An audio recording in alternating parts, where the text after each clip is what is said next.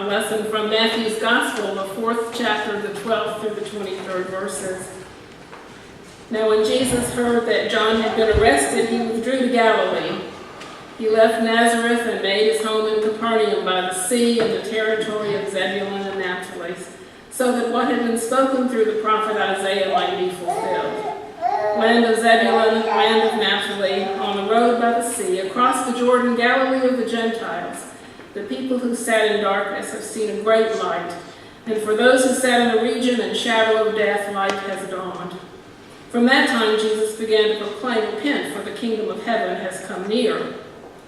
As he walked by the Sea of Galilee, he saw two brothers, Simon, who was called Peter, and Andrew his brother, casting a net into the sea, for they were fishermen. And he said to them, "Follow me, and I will make you fish for people." Immediately they left their nets and followed him. As he went from there, he saw two other brothers, James, son of Zebedee, and his brother John, in the boat with their father Zebedee, mending their nets, and he called them. Immediately they left the boat and their father and followed him. Jesus went throughout Galilee, teaching in their synagogues and proclaiming the good news of the kingdom, and curing every disease and every sickness among the people. So his fame spread throughout all of Syria. This is the word of God for the people of God. Thanks be to God. Last week, if you were here, you remember that Pastor Shirley talked about a version of Jesus' call to the disciples that we find in the Gospel of John. John the Baptist was with a bunch of his disciples, and they were walking around in Bethany, and he pointed out to his disciples Jesus, who was at some distance, and said, "There's the Lamb of God." And the disciples were curious, and so they went over to Jesus and asked him, "Where are you staying?" He said, "What are you looking for?" And they said, "Well, where are you staying?" And his response was, "Come and see." In today's version from Matthew, we have a different telling of the story about how Jesus met his first disciples. It starts out with a reference to John the Baptist, but in totally different circumstances. John is not in Bethany, just outside of Jerusalem, and he is not confidently teaching and preaching to disciples and pointing out Jesus to others in the crowd. He is imprisoned. He is in prison at Macarius, southeast of Jerusalem, on the far side of the Dead Sea. Jesus also is not in Bethany, walking about freely and inviting people to come and see, visit, and stay for a while. He's been in Nazareth, according to Matthew. In chapter 3 of Matthew, he has just come from his temptation in the wilderness, having been baptized earlier by John. So he's alone when he hears about the imprisonment of John. And at hearing that, he moves farther north. Matthew says Jesus withdrew from Galilee to Galilee and to Capernaum, which was at the northernmost tip of the Sea of Galilee, and he was alone. Sometimes we forget that Jesus and John were cousins. They knew each other. Their families knew each other. It was to John that, to John's mother Elizabeth, that Mary went when she found out that what God was up to, what God's daring plan was, that she was going to be the mother of God's son. Well, what does a young girl do? She went to her older cousin, to Elizabeth, who was also going to have a baby. And if you recall, the story in Luke says that the baby leapt up in Elizabeth's womb when recognizing Jesus within Mary. So that family went way back and way before even the birth of those two boys. Later on, as they grew up, it was John who had baptized Jesus. And both cousins were preaching a very similar message: repent, for the kingdom of heaven is at hand. Now, they had different styles of preaching. And every preacher is different, and everybody does it differently, so that's okay. John was kind of a hellfire and brimstone kind of preacher. He was going to scare you into heaven. And I tend to think that doesn't work, but you can be scared for just so long, and then fear sort of wears off. But Jesus was going to love you into heaven. So Jesus talked about beautiful images of what the kingdom of God was like. It was like a vineyard. It was like a sower sowing seed. It was like a vast banquet table where everyone was welcome. So perhaps it's not reading too much into Matthew's first lines to believe that John's arrest very deeply affected Jesus as he was beginning his ministry.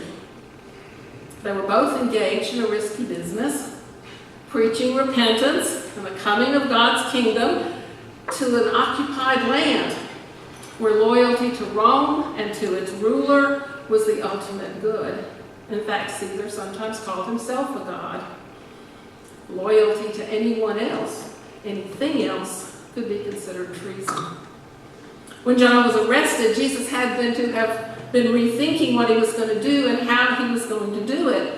Before John's arrest, he was just starting out pretty much alone. He left private life, been baptized. Maybe he'd even preached a little bit after he left his wilderness experience.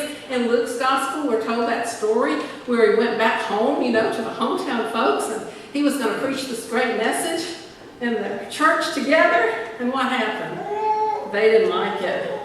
He said things they didn't like. They would have killed him if they could have. I doubt that he was ever invited back for homecoming. They were done with him. So with John's actual arrest, that hostility he had felt slightly there perhaps became real. Macarius was a notorious prison. People didn't really make it out of there alive. And he knew that being faithful to God was going to be dangerous and it was going to be lonely. So he withdrew. Now, Matthew uses the word withdraw 10 times in his gospel when he refers to Jesus. Jesus withdraws in response to threats. It's not because he's a coward. It's not because he wants to preserve himself that he withdraws. But instead is to think over very carefully what to do next. Now, that's really kind of good advice, isn't it? When a crisis hits us, just to take a deep breath and think about where do we go from here instead of reacting. So we went to Capernaum to assess his ministry and figure out what was the best thing to do in light of these dangers that had come out of the blue. And there in Capernaum he made two really important decisions about ministry. First was about the content of his message, and he decided that couldn't change. It would not change from repent for the kingdom of heaven is at hand. But his method could change. And so he decided at that point not to continue on alone, but to call disciples and to share ministry with them, and for them to be companions to him and he to them on their way. So in short order, he goes to Peter and Andrew and James and John and says, "Follow me," even though back then it was kind of bad manners for a rabbi to ask people to follow him. They were simply supposed to come because they'd heard of his great fame. And the disciples, to their credit, left their nets, got right up and left. Poor old Zebedee was out there mending those nets and his boys were gone. Gradually others were added, and with this very less than perfect 12, Jesus went bravely and confidently on into Galilee, proclaiming the good news and healing people, and his fame inevitably grew. Thus, John's arrest was a turning point for Jesus. In the face of a challenge, he did not let fear stop him. He didn't decide to go back to that quiet, safe life of a carpenter in Nazareth. Family probably liked it if he'd just done that. He continued on, but no longer alone. He chose friends and students with whom to share his ministry and his life. Now, there are times in our own lives when challenges set us back, that presents barriers to us that we think at the time we could never possibly get across. Times when we feel like saying, well, what's the use? It's over. Maybe I should just pick up my marbles and go home. The kinds of challenges are as many as there are persons here this morning. You know them. Illness, our own, or that of someone we love. Death of a loved one, fear of rejection, confrontation, hostility from friends, embarrassment over a disappointment, loss of a job, uncertainty about the future, fear of the unknown, all of those things. And it's so easy to turn inward when that happens and to isolate and to try to go it alone. Sometimes giving up seems like the only logical possible choice. I was privileged to hear the author Barbara Brown Taylor speak one time, more than once, but at one meeting that I heard her speak, she said, "There will come a time when you believe everything is finished." And then she added, "That will be the beginning." So it was for Jesus. Perhaps what he did in the face of a challenge, it could also be so for us this morning. If we ever face a time when we think everything is finished, in the midst of that real crisis with the loss of his cousin, the fear of what might happen to him, Jesus decided not to go it alone anymore. He could have. He's the Son of God, right? The Son of God can do anything the Son of God wants to do, any way he wants to do it. But he chose companionship. He chose to have friends around him, to support and encourage him. Now, sometimes they made mistakes, we know that. And they didn't understand sometimes, and they were a hindrance as well as a help. But Jesus was able to do great and wonderful things in the company of his friends. Because he chose to have disciples to face the challenges of the world, he has shown us the importance of companionship in our life of faith. Companionship is truly at the heart of faith, and I think we find Christ more in our relationships with one another than we do in rules and regulations. In fact, I think it's in Romans, and I can't give you the chapter, but somewhere Paul says to that congregation, "Now, you can be right or you can be in relationship. That's your choice." That's when he was talking about idle meat and all that stuff, you know. Yeah, and that's basically sometimes is what it comes down to. He calls us to understand that faith is not just some head stuff. Faith is heart stuff. And that's often the longest journey we make, the journey from our head to our heart. It is a lot more than intellectual assent. It is a wholehearted giving of ourselves to God and to God's people in companionship with one another.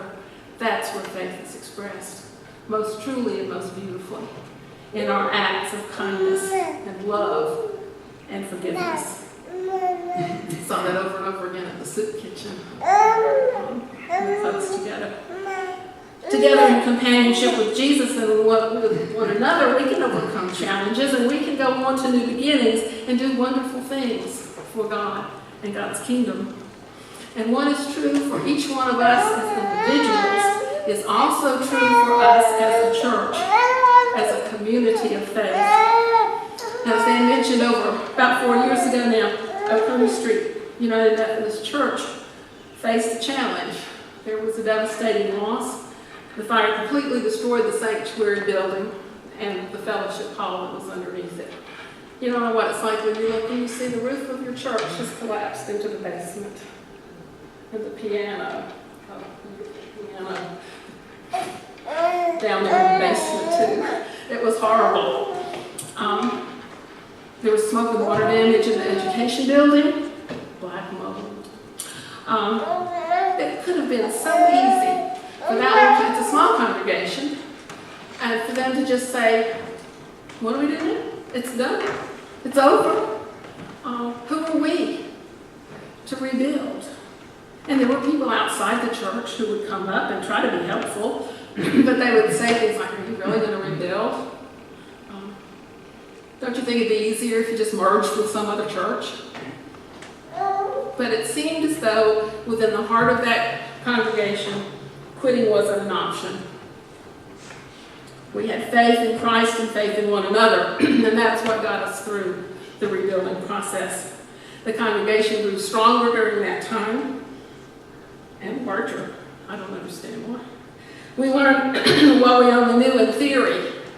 And you've all heard people say this over and over and over again. But until your church burns, and until you see your piano in the basement, you don't really know the truth of the statement, the church is not a building, the church is the people.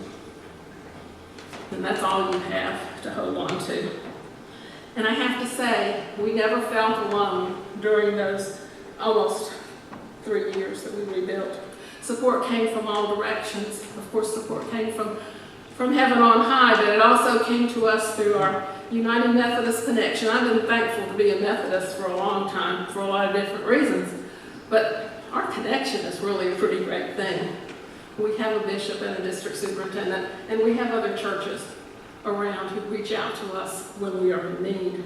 And support came from all of those places, sending messages of encouragement and offers of help.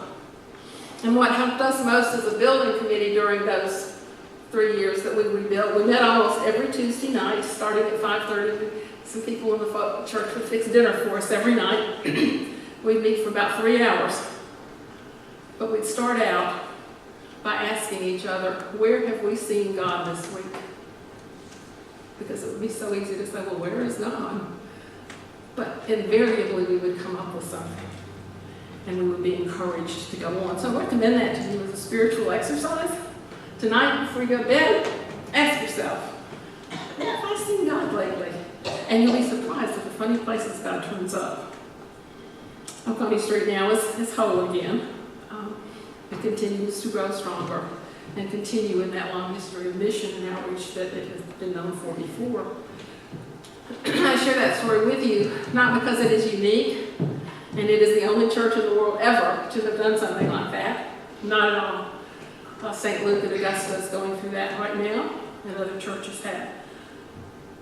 I say that because you have that power and potential as well. Look around, just look around, it's okay. One time in the church that you don't have to look at me.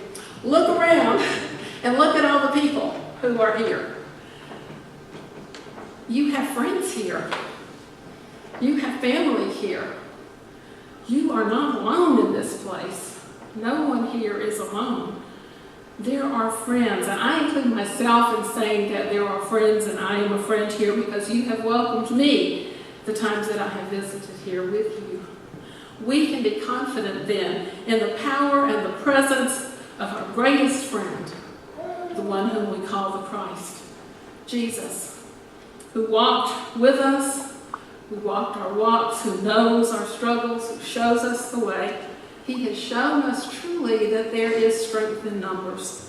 Our friends can make a tremendous difference in our individual challenges, but also in our larger challenges as a church and community. In all of these things, we do not walk alone. There's a wonderful verse in The Faith We Sing in a song called Together We Serve. It's one of my favorites. And it says this: together by grace we witness and work, remembering Jesus in whom we grow strong. Together we serve in spirit and truth, remembering love is the strength of our song. May it be so for each of us here today. Amen.